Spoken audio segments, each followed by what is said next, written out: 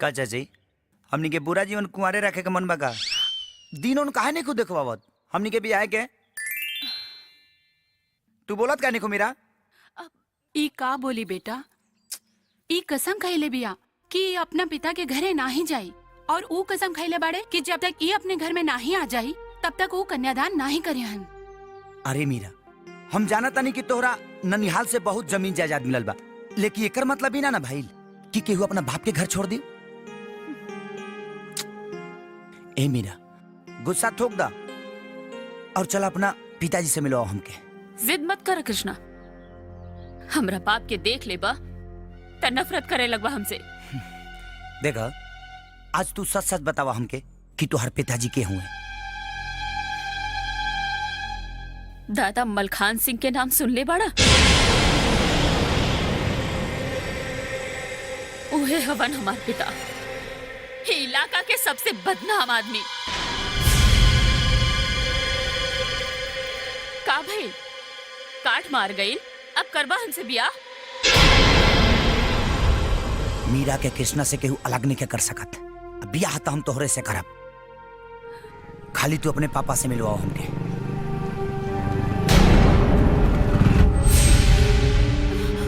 लगता बाबू ऊ आ गेल बा के ऊ लोग। ओह होई हमरा बाप के कोनो आदमी। हम आवत हैं। जा बेटा तू जल्दी से चल जा यहाँ से जा। अब कृष्णा पीछे के रास्ता से जा।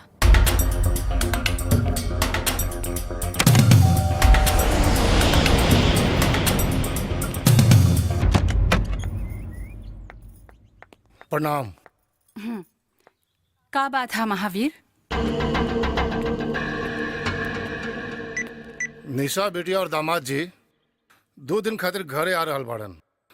भैया कहले बाड़न ना कि रउआ लोग भी आ जाएं। आखिर ना रहब तो लोग तरह तरह के बात करी। चलल कि ना हो गद्दार?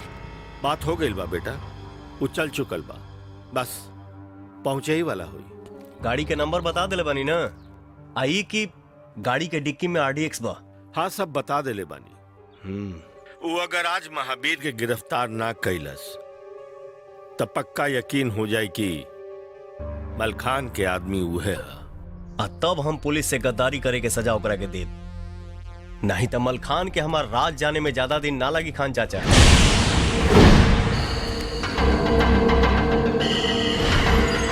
देखा पवन बेटा, हम पुलिस कमिश्नर हैं, ओकरा साथ का करे के बा एकर फैसला हमहू ना करब, एकर फैसला करी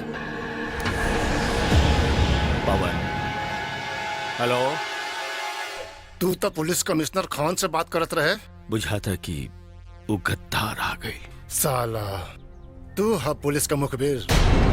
रुक अभी भैया के फोन करत हैं। अब भैया तो रू हाल करिए साला कि तू ही समझिए।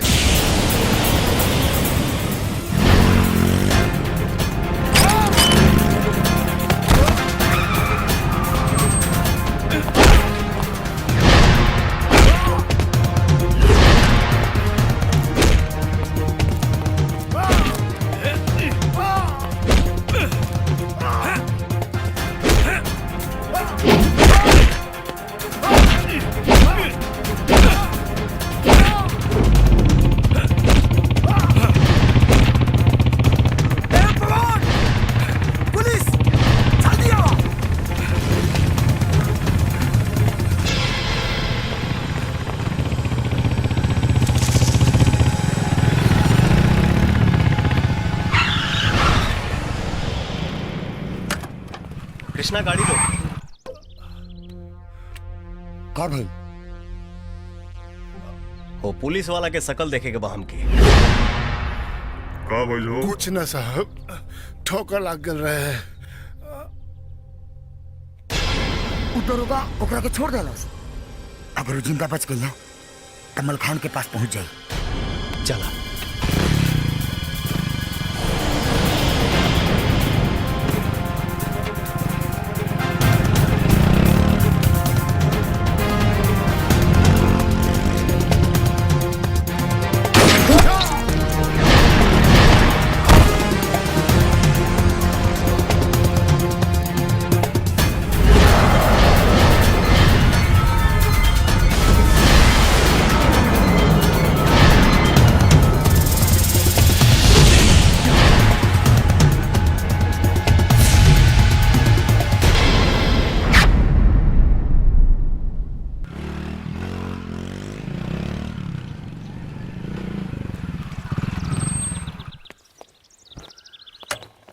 पागल हवा का? कानून से डर नहीं खे? गोली काहे मरला होगे तू महावीर के? अगर ना मरले रहती ना तो तहर का हाल करी तू जानता रहा है। तू मलखान खाती काम करेला ना? बोला बोला काहे नहीं खा? देखा दोस्त, तू जितना जल्दी हो सके मलखान के साया से भी दूर हो जा, ना तो अगर फंस गिला ना तब निकले के रास्ता तक ना मिली। जे पॉइंट से आवेला वो पॉइंट में पेशाब करे खातिर रास्ता भी बनावेला, और रास्ता सोच ले बनी हम। समय आई तो बता दे तो के, चिंता मत करा। पागल ना, एकदम ना। अभी कुछ करे के जरूरत नहीं खे बेटा, काहे से कि गद्दार के पता चल गई बा, और ओकर अब हमनी के अपना तरीका से इस्तेमाल करब जा। और अगर तोहरा बारे में पता चल गई तो हम खुद ओके गोली मार दे। भाई जी चाहिए पी के जाई। अरे अभी रहे द बहन, अभी बहुत काम करे के बा, काहे से कि जंग के बिगुल फूके के समय आ गई बा। जे महावीर के गोली मरलस ओकर चेहरा ना देख पैला तू? एगो अपन हेलमेट में चेहरा छुपैले रहे और दूसर का खाली पीठ लौकत रहे।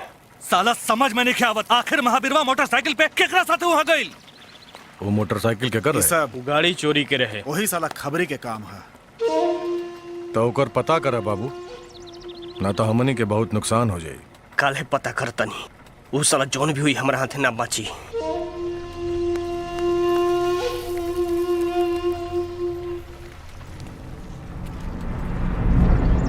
हाँ हाँ ठीक बा।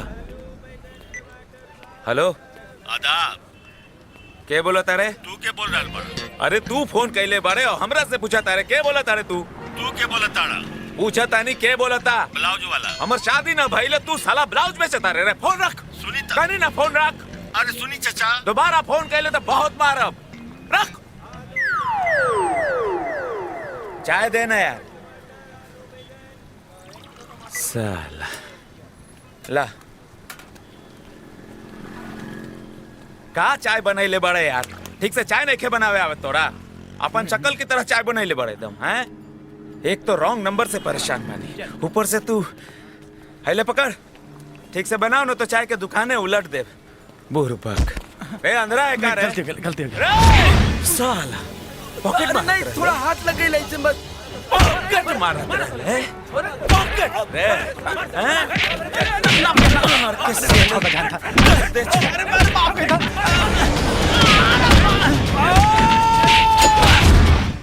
ओहो आदाब इंस्पेक्टर साहब, आदाब। पॉकेट मरवा के सरदार बा। पहले पॉकेट मारा था फिर चकुओ निकाला था। मुख्तार भाई, हम तारा के बहुत अच्छा से जाना तानी। तू जा, एकर खातिरदारी अब थाना में हुई। चल रे।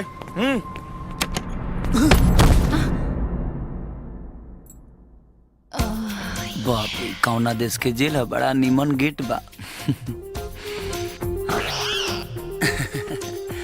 दरोगा जी, अगर हम जानती जे थाना इतना खूबसूरत होला, माँ कसम 4 दिन पहले से बेड उड लेके आके ही जी पड़ा रहती। ए ढेर चन हो जान बैठ। मोहिनी, हमरा जिंदगी या मौत के सवाल बा। का तू हमारा ला वो काम करबू? तहरा खातिर तो हम जान भी दे सकतानी। बोला का करे के बा?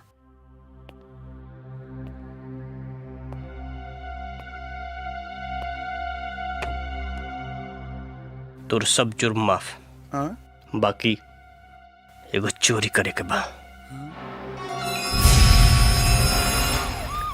घरे चला। बर्बाद कर। चला घर चला। घर चला।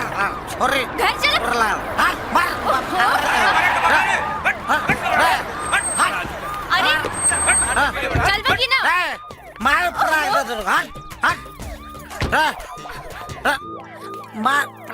देखिए ना कमिश्नर साहब, कब से हम कहतानी घर चले, बाकी इनका ड्रामा बंदे नहीं किया। ए लड़के, एका सड़क पर तमाशा हो रहा बा। गलती हो गया साहब, गलती हो गई साहब गलती हो गई साहब। इडियट, दूर हटा। सड़क पे शराब पियला के इल्जाम में हम तोहरा के बंद कर सकीले। सॉरी सर, एक बार ना पे पकड़ पकड़ हट पकड़। जाओ ए लड़की, जी लेके जाओ। चलो।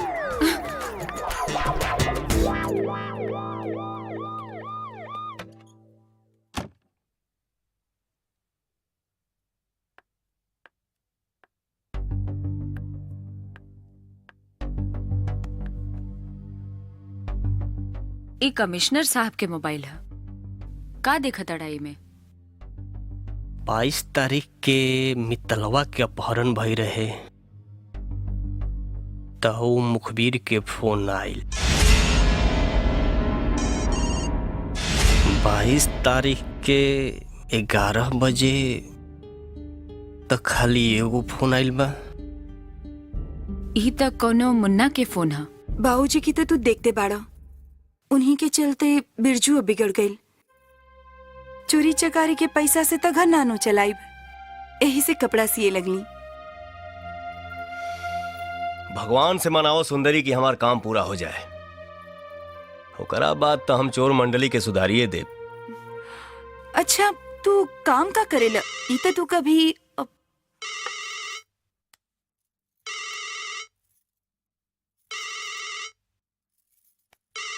ठीक है, कर नंबर। हेलो, क्या का बात बा? भैंस पोंछ उठाई त गाना ना नु गाई। फोन कैले बानी तो जरूर कोनो बात बा। बुझौलिया मत बुझावा, काम बतावा। काम तो तहार लाग जाए मुन्ना राजा, यदि हम मुंह खोल देनी तो। का मतलब? मतलब तोर पूरा राज जान चुकल बानी हम। ते मलखान दादा के खास आदमी हवे और कमिश्नर से भी मिलल बाड़े। का बकवास करता रे तू? ठीक बा, तो हम मलखान दादा के बता देता नहीं है। रुक, का चाहता रे? मुंह बंद रखे के कीमत 10 लाख रुपया लेकर ठीक दोपहर के 3 बजे लाल कोठी के सामने। भीड़ कम होला। कोठी के बाहर एगो कूड़ा फेंके वाला ड्रम बा। नोट से भरल बैग वही ड्रम में डाल दी है, आप फौरन वहां से निकल जाइए।